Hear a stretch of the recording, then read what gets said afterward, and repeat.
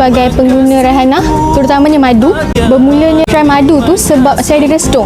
Alhamdulillah dengan konsistennya madu, resdung tu semakin kurang, sangat-sangat ketara. Rasa sakit belah pipi semua dah kurang. Alhamdulillah.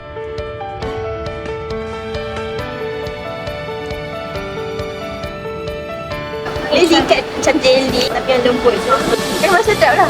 Kalau nak bagi orang tua memang sesuai sangat sebab dia tak manis yang manis leting tu.